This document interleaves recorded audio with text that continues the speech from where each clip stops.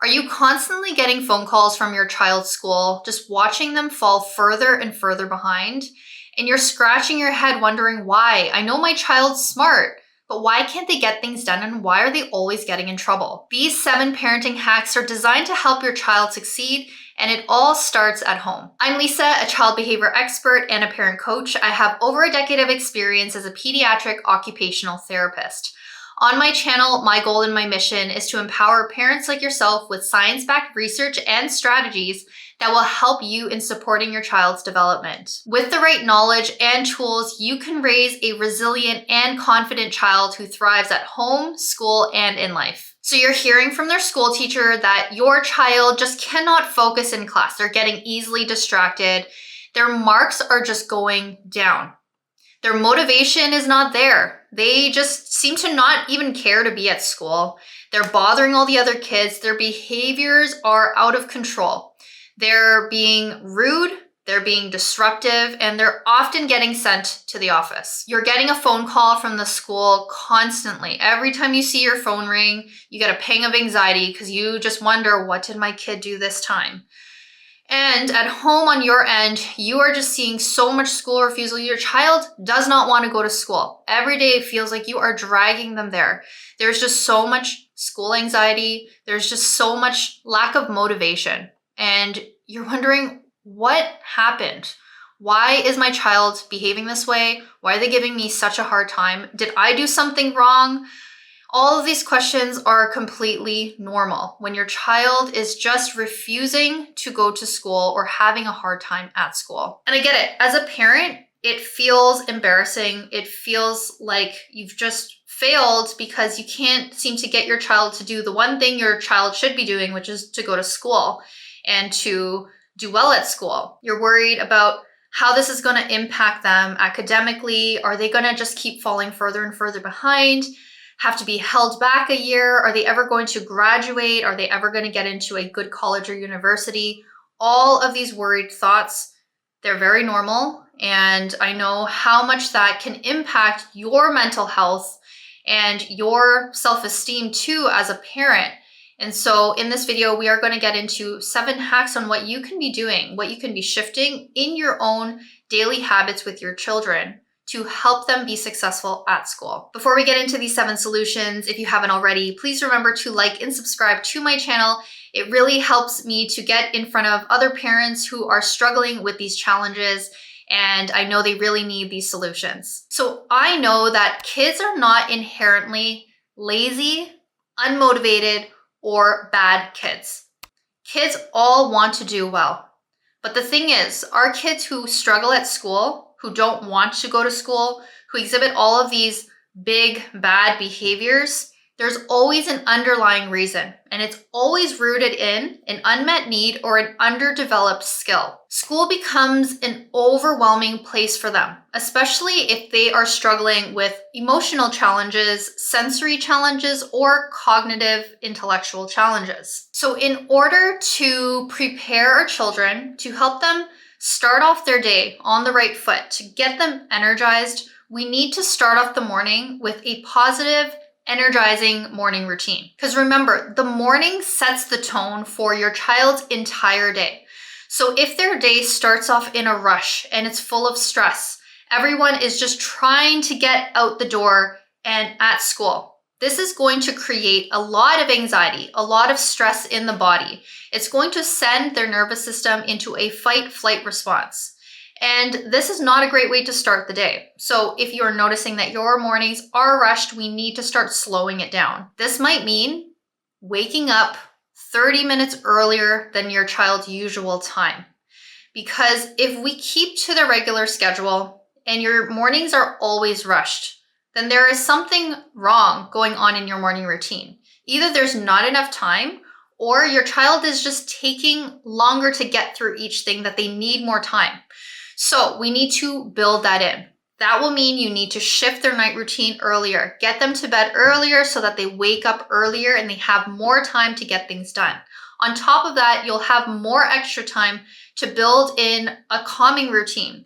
Things like doing yoga stretches in the morning, that's really grounding. It really helps to wake up the body, helps them to feel more grounded and more calm. Incorporating sensory-rich activities can also help to wake up the body.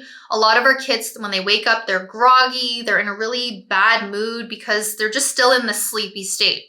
So getting them to engage in sensory activities like splashing some cold water on their face or getting them to stand outside for 5 minutes to get some fresh air, that can help to wake up the body. If your mornings are faced with a lot of resistance and you're noticing that you're using punishments, you're using threats to try to get your child to just start moving, to get to school, you might be telling them things like, if you don't get up right now, you're not going to have any screen time when you get home later.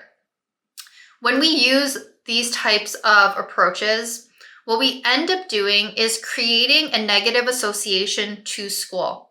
Right? We're taking away something that we know that they love to try to get them to school. This is going to bite you in the behind. Like, every parent that's used this ends up regretting it because it just creates a negative cycle with your child. So instead, you want to create a more positive outlook towards school. And a lot of our kids who are resisting school, it's because they don't see any kind of positive, or they don't feel like they can be successful at school. They don't feel like there's any value for them to be at school. So if we start to create value when they go there, we give them a responsibility that makes them feel wanted, that makes them feel like they are deserving to be there, that changes the whole perspective. So now we're not dangling in front of them this punishment and threat. If you don't do something, you're not going to get this, versus, hey, someone is really looking forward to seeing you, right? You have that new student that is really looking forward to you showing them around. When you give them certain roles and responsibilities, it makes them feel important, that they're more willing to go. Use visual tools to help them know what to expect for their day. So one big challenge that so many parents bring forth to me, this is so common, is getting through the morning routine, getting out of bed, brushing their teeth, getting changed, packing their bags, having breakfast, right?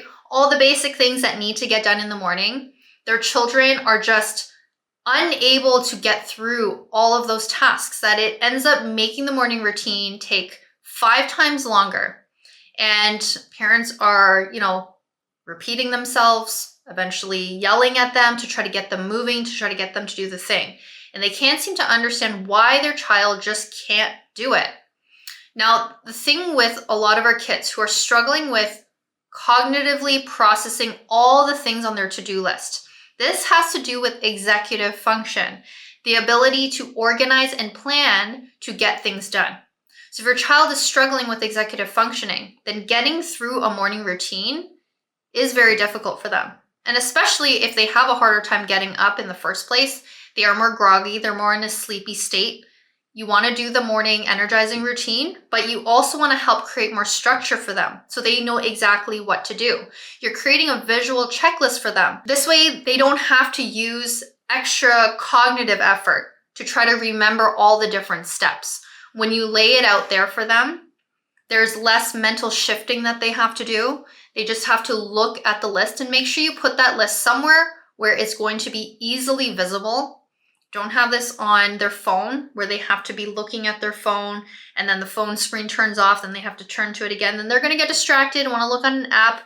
The phone is not a good idea to use in the morning. What you want to do is create a big board, get like a whiteboard, a Bristol board where you can write their list out very large. And you also want to add in some sensory motor into this. So what that means is using their senses and using movement to help them accomplish and check off the task. That actually helps us to see exactly what we need to do. So just think about it in your own perspective. When you have a lot of things to do, when you write a list down, you get to check off each of those things, it feels great and it actually feels like you've completed that. So it's the same thing for our kids. We want to have it visually there for them, and we want them to actually check it off to help them feel like that task was done. Now they can move on to the next one. So having that set up, going through that list with them the night before, preparing them mentally for what it is they have to do the next day is really going to set them up for success and getting them through so that they can get to school on time. 3 is start utilizing sensory tools. So sensory tools are a great strategy to help our kids, especially if they're struggling with focus and attention. So when it's schoolwork time and you're often seeing that they're getting distracted, like let's say during homework time, that's something that you can see them do at home, and you're noticing that they're always getting up from their seat. They're always fidgeting over here with all the little things that are on their desk. Then they see someone, their brother or sister, passing by and they start talking to them, right? They're getting distracted by their environment.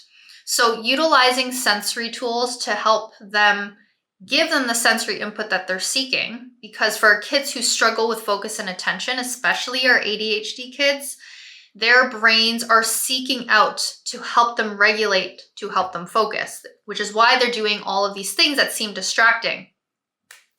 So if we can start implementing tools like little fidget tools, there are things like pop tubes where they can pull the tube back and forth. They have those little pops where they're like little bubbles that you just kind of pop with your finger. They have things that you can put under your table that are just nice different fabric materials, something to fidget with. If they're always getting up from their seat, get them one of those exercise yoga balls. They can sit on it, they can bounce on it. That tremendously helps a lot of our kids who have sensory needs that need something to help them feel more regulated so that they can focus. When you start utilizing this at home, then you can help them to transition using it at school. This is where you need to get their teachers involved, talk to them about what you've been using at home, what's been working, and asking them if they're okay with them utilizing it in the classroom setting. Now that your child is familiar with it at home, they're going to be familiar with it when you bring it to school for them. Sometimes you need to get an occupational therapist involved to help get that equipment, because a school would prefer that the equipment is coming from a regulated vendor who's going to bring in that equipment for them. But either way, it's, similar equipment. The most important thing is that your child has these sensory tools in places where they really do need to focus. Number 4 is to set up a homework routine with clear expectations. So our kids who are struggling with the academics, they're struggling with a lot of overwhelm because the work might feel like a lot. And also, as your kid gets into older grades, there's a lot more work. There's a lot more subjects that they're learning. There's a lot more assignments, homework, tasks that they need to do, that it can feel very overwhelming. And they may not have the skills to organize themselves well enough, which is why they are avoiding the task. So helping them to visualize what exactly do they need to do, using a big calendar on their wall or having an agenda to help them keep track of what assignments are due on what day, getting them to lay that out at the beginning of every month so that they can see, they can forecast what exactly they need to expect for this month, and break it down into the different weeks. Week 1, here's what we really need to focus because we have these specific assignments are due by the end of the week or the following week. You want to help them learn to prioritize which task is most important to do, because if not, I know a lot of our kids, they're going to just default on what's the easiest thing to do. They just do that and then they're done. But we got to teach them what's urgent to do. What is the most important thing that is due first? We need to prioritize that. Then when we can break these tasks into smaller, manageable chunks for them, our kids' brains will not feel so overwhelmed. Because when their brains are overwhelmed, that's where you're seeing the shutdown. That's why you're seeing the resistance and the misbehavior, right? They are trying to avoid the task because it's too hard. So when you chunk things, break it down, put it on a visual for them, give them breaks in between. Every time they finish a chunk of task, give them a movement break where they can get up, go get a drink of water, do 10 jumping jacks. They're going to, jump on the trampoline that you bought for them, whatever it is. You're letting them move their bodies. That's actually going to help refuel them, refuel their brains. And then they come right back and they work on the next set of tasks. Using things like visual timers can also be very helpful. It helps them to see how much time is allotted for task number 1. Then they know a break is coming next. Then they got to focus again, look at the timer, see how much time's left, then they get a break again. So using these visual tools can really help our kids who struggle at school to focus. And again, when we teach them how to use these tools at home, then you can start transferring it over into the classroom setting with the teacher's support. And remember, when we make homework time or schoolwork feel manageable for our kids, we're ultimately boosting their confidence. We're helping them to feel good about themselves, feel like they can accomplish things. Because when they consistently feel like they can't do something, something's too hard, they automatically will start to shut down. They'll start to, over time, hate doing this thing because every time I try doing it, I fail. And no one likes to consistently fail at things. So when we can offer an alternative, we can make things more simplified and easier for them to achieve it, we're actually boosting their self-esteem and their confidence, which ultimately will motivate them to want to learn more. Number 5 is to offer emotional support through reflection time. So this is building in time within your child's day when they come home after school. And it can be right after school. It can be right after dinner time. It can be right during bedtime. As long as you create an allotted time where you guys can discuss and share about how your day went. And why this is so important is because our kids who struggle at school, they often feel like they felt very unsupported. They felt like no one really understood how hard it was for them to get through their day. And when you feel that unsupported and you have no place to turn to express those emotions, you naturally will keep that inside of you, and you will start to withdraw and isolate yourself because you don't feel like, well, there's nobody who cares to listen, who wants to listen. But when you show them that you are there, you're there to support them, and you get, especially when you can empathize with how difficult school is going for them, you show them that you actually understand the struggle that they're facing. And this will make them feel less alone and more willing to open up to you about what is going on inside. And that's going to give you so much insight, because right now you might be feeling like, I don't really know why my child hates school so much. I really don't know why they're failing so much, why they're misbehaving so much. But when you create these environments for them at home where you discuss and openly express how you feel, you start to get more insight into what is going on in your child's brain. When you build in this time with them, you actually start to get into their minds, because they're going to start telling you what it is that they're actually feeling, what is actually irritating them at school, what's actually making them behave this way. You will be so surprised at the things that your children will tell you in those moments.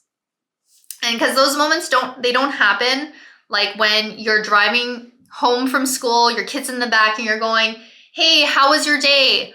Oh, why did you get in a fight with that other kid? Why weren't you listening to the teacher? Those are not the moments that they're going to confide in you and tell you what's really going on. It's the moments where you actually emotionally connect with them, where they don't feel like you're rushing. They don't feel like there's a pressure on them. It's just you and them having a heart-to-heart conversation. Those are the moments where they will open up to you and tell you what's going on. All right, number 6 is to create a consistent sleep routine. So we all know sleep is absolutely vital for our brains to replenish itself. That's why we all sleep. But when our kids, if they don't have a proper routine right before bedtime, they might not be getting proper deep sleep. So for instance, if your child is on their screens late at night, the blue light from the screens are keeping them up. It's not helping them get into that deep REM cycle. We need to make sure that we are limiting screen times at least an hour, if not 2 hours before bedtime. We also want to dim the overall lights that are in your house, right? These really bright lights, they keep you up. They keep you in this active state. So dimming down the lights right before bedtime. Also, when your child is in bed, it is ideal to get them to sleep in a completely dark room. Now, I understand that for some kids, they might be scared of the dark. Having a small nightlight is, comforting for them, that's okay. But if your child can manage without the lights, I would highly recommend turn off all the lights, put blackout curtains so that your child can get really good deep sleep. Because when they get that, they're able to wake up with more focus. They're going to feel more energized. And when you're in that state, you are in a way better state to learn. So when they go to school, they're going to feel like they're ready to learn. They're not groggy, making it harder for them to focus and concentrate. To add on to your child's night routine, you really want to end the night with something very calming, like getting them to read a book, getting them to do meditation with you, getting them to just do some night stretches to help their bodies relax. Those are the things that are going to help them to feel more calm and actually ready to fall asleep. Number 7 is to reduce the chaos. So this can mean, reducing the chaos can mean not having an overpacked, overscheduled day, right? If your children are enrolled at school, then they've got extracurriculars to do. Then they're rushing to get to their piano practice. Then they have, soccer at night. There is just so much overwhelm to their days. And this is creating a lot of stress on them. Even if they don't look stressed, our bodies are not made to be doing one thing to the next thing to the next thing. They need some breaks within their day where they are not being rushed from one thing to the next. They need time where they can just recoup. They can just sit, lay back, and just relax. That is very important to embed into your child's routine, right? We're in an environment right now where everything is go, go, go. Everything is about getting from one thing to the next, making sure kids are in everything because all of our friends are putting their kids into everything. We feel like it's a race. And that is what's really damaging a lot of our kids, making them feel chaotic. And then they get to school and they're still feeling in that chaotic state. To also simplify the chaos, right? We know in the morning, it's usually the time where families are the most rushed. There's just so many things to do. Everyone's got somewhere to go. Prepare the night before. Plan out what's their lunch going to be. Meal prep. Get all of their clothes ready. Get your kids to pick it out the night before. Make sure their backpacks are packed the night before. Don't do everything in the morning. When you set the tone and you create the routines for your kids will follow suit. But if you're not setting the tone, we can't expect your kids to just automatically do that themselves. So start to create routines, start to reduce the chaos and overscheduling, and you'll start to see your child is going to feel way more focused, way more concentrated, less chaotic, and they're going to feel so much better when they get to school. So I know how overwhelming it can be to try to make these changes within your home routine because you've already been doing things a certain way, and now you know these things are the right things to do for your child, but you just don't know how to actually practically implement them. This is where I come in as a parent coach. I help to guide you. I look at your specific family structure, what's going on in your family system, and I help you to figure out what is practical for you. What are the actual things that are holding your child back, preventing them from being successful at school? And we target those things in a prioritized way. I'm here to guide you step by step, helping you feel supported in this journey. So remember, every day that you wait to start making these changes and getting the help that you need to help your child is another day your child is struggling.